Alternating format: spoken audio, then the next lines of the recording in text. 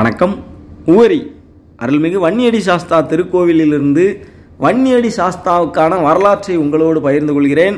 உவரி பார்த்தீங்கன்னா அந்த காலங்களில் வன்னி மரம் அதிகமாக நிறைந்த பகுதியாக இருந்திருக்கிறது. அதுவும் குறிப்பாக இப்போ சாஸ்தாவுடைய திருக்கோவில் இருக்கக்கூடிய இந்த பகுதியில் பார்த்தீங்கன்னா ஏராளமான வன்னி மரங்கள் இருந்திருக்கின்றன. அதில் ஒரு வன்னி மரத்தினுடைய அடியில் தான் பார்த்தீங்கன்னா சாஸ்தா குடியிருந்திருக்கிறார். அந்த சாஸ்தாவை தான் வன்னியடி சாஸ்தானு மக்கள் வழிபட்டு வந்திருக்கிறாங்க. நாளடைவில் பக்தர்களுடைய பெரும் முயற்சியால் வன்னியடி சாஸ்தாவுக்கு கோவில் கட்டப்பட்டிருக்குது. இந்த மாதிரி தான் வன்னியடி சாஸ்தாவுக்கு வழிபாடு இங்கே இருக்குது அப்படின்னு சொல்லி திருக்கோவிலில் பூஜை வைக்கக்கூடியவங்க சொன்னாங்க. அதை உங்களோடு பகிர்ந்துக்கிறேன். மற்றபடி வன்னியடி சாஸ்தா பெரும்பாலானவர்களுடைய குலதெய்வமாக அருள்வாளித்து கொண்டிருக்கிறார். வன்னியடி சாஸ்தா அப்படின்னா ஒரு குறிப்பிட்ட சமூகத்திற்கான குலசாமியா அப்படிங்கிற மாதிரி கேட்குறாங்க. அப்படி கிடையாது. வன்னியடி சாஸ்தா என்பது சாஸ்தா வன்னி மரத்தின் அடியிலிருந்து அவர் அருள்வாளித்தார். சாஸ்தாவுடைய ஸ்தல விருட்சம் வன்னி மரம். சாஸ்தா வன்னி மரத்திற்கு அடியிலிருந்து அருள்வாளித்ததன் காரணத்தினால் சாஸ்தாவுக்கு வன்னியடி சாஸ்தான்னு பெயர் வச்சிருக்கிறாங்களே தவிர மற்றபடி சாஸ்தா ஒரு குறிப்பிட்ட சமூகத்திற்கு மட்டுமல்ல, பெரும்பாலான மக்களுக்கு குலதெய்வமாக அருள்வாளித்து கொண்டிருக்கிறார். அந்த காலத்திலலாம் பார்த்தீங்கன்னா வன்னியன் அப்படிங்கிறது பொதுவாக ஒரு தரப்பு மக்களையே வன்னியன் அப்படிங்கிற மாதிரி தான் சொல்லுவாங்கன்னு சொல்லுவாங்க. இப்போ எப்படி நம்ம கோயம்புத்தூர் பக்கம்லாம் பார்த்தீங்கன்னா கொங்கு நாடு, கொங்கு மக்கள் அப்படிங்கிற மாதிரி சொல்லுவாங்க. ஆனால் அதுக்குள்ளே பார்த்தீங்கன்னா பல பிரிவுகள் இருக்குது அப்படிம்பாங்க இல்லையா? அதே போலயே பார்த்தீங்கன்னா தென் மாவட்டங்களில் சில பகுதிகளை வன்னிய பகுதி, அதில் பல சமூகங்கள் அடங்கும் அப்படிங்கிற மாதிரியும் சொல்லுவாங்க. அதையெல்லாம் வரலாற்று ரீதியாக நம்ம அந்த ஜாதிகள் எப்போ வந்தது அப்படிங்கிறதெல்லாம் நம்ம ஆராய்ச்சி பண்ணோம்னா அதை பற்றி ஒரு புரிதலுக்குள்ளே வருவோம். நம்ம இப்போ ஜாதியை பற்றி பேச வரல, ஒரு உதாரணத்துக்கு சொல்கிறேன். ஏன்னா நிறைய பேர் அந்த மாதிரியும் நம்மக்கிட்ட கேள்வி கேட்டாங்க. வன்னியடி சாஸ்தா அப்படின்னு சொன்னால் ஒரு குறிப்பிட்ட சமுதாயத்திற்கான குலசாமியா அப்படின்னு சொல்லி. அப்படியெல்லாம் கிடையவே கிடையாது.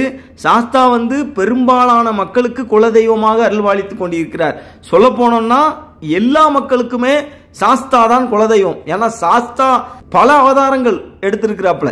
மகாவிஷ்ணு எப்படி 10 அவதாரம் எடுத்தாருன்னு சொல்லுவோமோ அதே போலயே சாஸ்தா பார்த்தீங்கன்னா 10 அவதாரங்கள் எடுத்திருக்கிறார். இப்போ தென் மாவட்டங்கள்லாம் பார்த்தீங்கன்னா நிறைய இடங்கள்ல சாஸ்தாவிற்கான வழிபாடு இருக்குது. உதாரணத்துக்கு சொல்லணும்னா அருஞ்சனை காத்த ஐயனாராக அருள்வாளித்து கொண்டிருக்கிறார், கற்குவேல் ஐயனாராக அருள்வாளித்து கொண்டிருக்கிறார், தூத்துவாளை ஐயனாராக அருள்வாளித்து கொண்டிருக்கிறார்.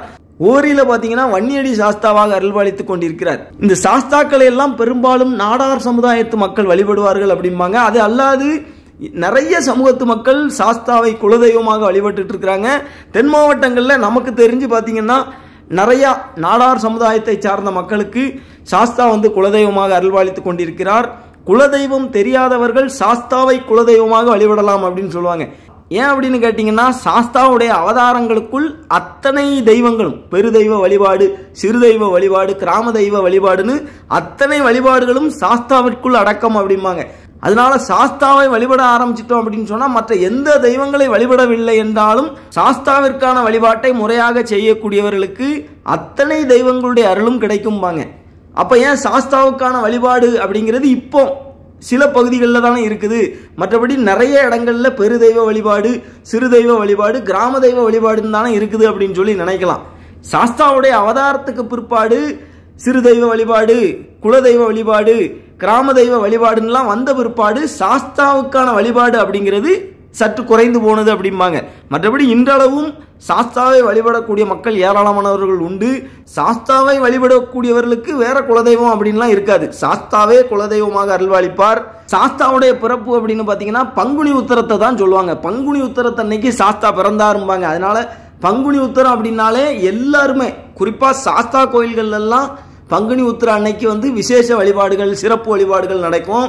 அதே போல பங்குனி உத்திர அன்னைக்கு அவரவர்களுடைய குலதெய்வம் கோயில்களில் போய் வழிபட ஆரம்பிப்பாங்க. பெயர்கள் வேறு வேறாக இருந்தாலும் அனைவருக்கும் குலதெய்வமாக அருள்வாளிக்கக்கூடியது சாஸ்தா தான். அந்த பெயர்கள் அப்படிங்கிறது ஒருத்தருக்கு பெருமாளா இருக்கும், ஒருத்தருக்கு முனியசாமியா இருக்கும், ஒருத்தருக்கு சொல்லமாட சாமியா இருக்கும், ஒருத்தருக்கு சங்கிலிபூத்தாரா இருக்கும். அத்தனையும் நானாகவே அருள்வாளிக்கிறேன்னு சொல்லி சாஸ்தா சொல்றாரும்பாங்க. அதே போல பாத்தீங்கன்னா சாஸ்தா வேறு, ஐயனார் வேறு அப்படிங்கிற மாதிரிலாம் நினைக்கப்படாது. சாஸ்தாவும் அவரே, ஐயனார் சுவாமியும் அவரே, ஐயப்ப சுவாமியும் அவரே. இப்ப நம்மள லட்சக்கணக்கான மக்கள் தமிழ்நாட்டில இருந்து சபரிமலையில் அருள்வாளிக்கக்கூடிய ஐயப்ப சுவாமியை தரிசனம் செய்ய போறோம். அந்த ஐயப்ப சுவாமி அப்படிங்கிறது நம்ம ஊர்ல இருக்கக்கூடிய ஐயனார் சுவாமி தான், நம்ம ஊர்ல இருக்கக்கூடிய சாஸ்தா தான் சபரிமலையில் ஐயப்ப சுவாமியாக அருள்வாளித்துக் கொண்டிருக்கிறார். அதனால கேரளாவுக்கு சென்று ஐயன் ஐயப்ப சுவாமியை வழிபட முடியவில்லையே நினைக்கக்கூடிய பக்தர்கள் நம்ம ஊர்ல இருக்கக்கூடிய ஐயனார் சுவாமியை வழிபட்டால் போதும். நம்ம ஊர்ல இருக்கக்கூடிய சாஸ்தாவை வழிபட்டோம் அப்படின்னாலே ஐயன் ஐயப்பனுடைய அருள் பரிபூர்ணமாக கிடைக்கும். பெரும்பாலும் நம்ம ஏரியாவில் இருக்கக்கூடிய சாஸ்தா கோயில்கள், ஐயனார் கோயில்கள்லாம் பார்த்தீங்கன்னா கார்த்திகை மாதம் சிறப்பு வழிபாடுகள் இருக்கும்.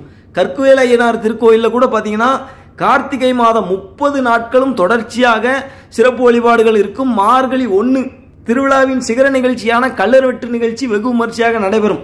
அதே போல பார்த்தீங்கன்னா சபரிமலையில் மகர ஜோதி தரிசனம்னு சொல்லக்கூடிய அன்றைய நாள் நம்ம ஊரில் இருக்கக்கூடிய சாஸ்தா கோயில்லையும் சரி ஐயனார் கோயில்லையும் சரி சிறப்பு வழிபாடுகள் இருக்கும். ஏன் அப்படின்னா சாஸ்தா தான் ஐயனாராகவும் இருக்கிறாரு, ஐயப்ப சுவாமியாகவும் இருக்கிறாரு. அதனால சாஸ்தாவை வழிபட்டோம் அப்படின்னு சொன்னா அத்தனை தெய்வங்களையும் வழிபட்டதற்கான அருள் நமக்கு கிடைக்கும். சாஸ்தாவை வழிபட்டு அனைத்து தெய்வங்களினுடைய அருளையும் பரிபூர்ணமாக பெறுவோம்.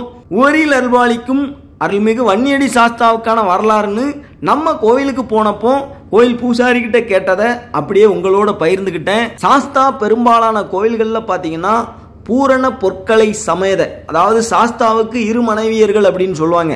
பூரண பொற்களை சமேத சுவாமி அருள்வாளிக்கிறார், பூரண பொற்களை சமேத கற்குவேல் ஐயனார், பூரண பொற்களை சமேத அருஞ்சுனை காத்த ஐயனார் அப்படிம்பாங்க. பெரும்பாலான இடங்கள்ல சாஸ்தாவும் சரி ஐயனாரும் சரி 2 மனைவியர்களோடும் அருள்வாளிக்கிறார். ஒரு சில கோவில்களில் பார்த்தீங்கன்னா சாஸ்தாவும் சரி ஐயனார் சுவாமியும் சரி தவக்கோலத்தில் இருக்கக்கூடிய கோவில்களில் மனைவியர்கள் இல்லாமல் அருள்வாளித்து கொண்டிருக்கிறார். சபரிமலையில் நம்ம எல்லாருக்குமே தெரியும் ஐயப்ப சுவாமி தவக்கோலத்தில் அருள்வாளிக்கிறார். அதே போல் ஐயப்ப சுவாமிக்கு கல்யாணம் முடியலை அப்படிங்கிறது நம்ம எல்லாருக்குமே தெரியும். இருந்தாலுமே சாஸ்தாவுடைய ஒரு அவதாரம் தான் ஐயப்ப சுவாமியும். உரியில் அருள்வாளிக்கக்கூடிய அருள்மிகு வன்னியடி சாஸ்தா பூரண பொற்களை சமேதராய் அருள்வாளிக்கிறார். கோயிலுக்கு முன்னாடியே பார்த்தீங்கன்னா ஐயனார் சுவாமி அப்படியே கம்பீரமாக வெள்ள குதிரையில வேட்டைக்கு செல்ற மாதிரி ஆன ஒரு சிற்பம் இருக்குது. வன்னியடி சாஸ்தாவுக்கு தினசரி பகல் 1 மணி அளவில் பூஜை வெகு விமர்சையாக நடைபெறும். செவ்வாய் வெள்ளிக்கிழமைகளில் பெரும்பாலான பக்தர்கள் பொங்கல் வைத்து வழிபடுவார்கள். சாஸ்தா என்று அழைக்கக்கூடிய ஐயனார் சுவாமிக்கு 1000 திருநாமங்கள் உண்டும்பாங்க. அத்தனை பெயர்களில் ஐயனார் சுவாமி அருள்வாளித்துக் கொண்டிருக்கிறார். அந்த வகையில ஒவ்வொரியில அருள்மிகு வன்னியடி சாஸ்தாவாக ஐயனார் சுவாமி அருள்வாளிக்கிறார். அந்த வரலாற்றை பூசாரி சொன்னதை அப்படியே உங்களோட சுருக்கமாக பகிர்ந்துக்கிட்டேன். நீங்கள் அறிந்த வரலாறு இல்லை நான் வேற மாதிரி கேள்விப்பட்டேன் அப்படின்னு சொன்னால் அதை கமெண்டில் சொல்லுங்கள், எல்லோருமே தெரிஞ்சுக்கிடுவோம். நன்றி, வணக்கம். இனிய தமிழோடு உங்கள் சிவா.